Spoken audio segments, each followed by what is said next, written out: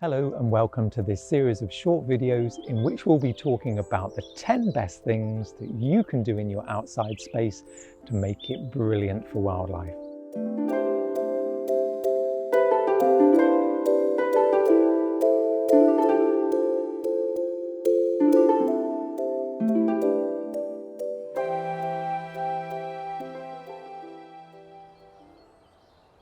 Number 3 in the list of the top 10 things that you can do to help wildlife in your outside space is all to do with plants when they stop growing. We're talking the leaves that fall in autumn and the twigs that you get when you're pruning and the logs that you get when you chop a tree down. Now, our tendency is to see this as waste and to throw it away, to pop it in the green bin, to burn it even.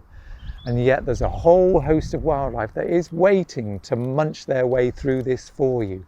They need it. And when they've eaten it, they become food for other creatures up the food chain.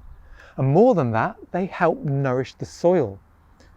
Soil without decomposing plant material is just rock fragments. So your garden needs this to nourish it and nourish the plants. Now, there's all sorts of ways that you can use rotting plant material in the garden in creative and fun ways. You could go grand style-y, like my logs that I've inserted as sculptures in my flower bed, and my great spotted woodpeckers come in and hammer away to their heart's delight on it. You could just take a log and pop it in a damp, shady corner, and it'll rot quickly and provide food for wood lice and for beetle larvae. Or you could drill some holes in it, put it in a south-facing sunny position, and it's a wonderful nesting site for solitary bees. I wanted to show you this, which may look like soil, but this is leaf mould. It looks good, it smells really earthy, and that's what you get if you just pile up leaves into a corner for a couple of years. Nature does the hard work for you.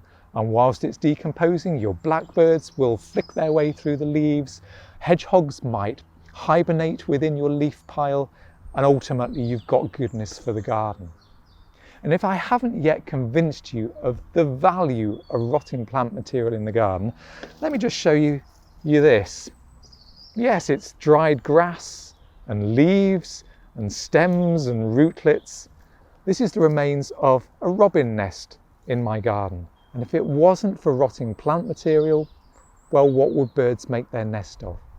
So whether you make a leaf pile or a stick pile or a compost heap or a log pile, do something with your rotting material in your garden because your nature needs it.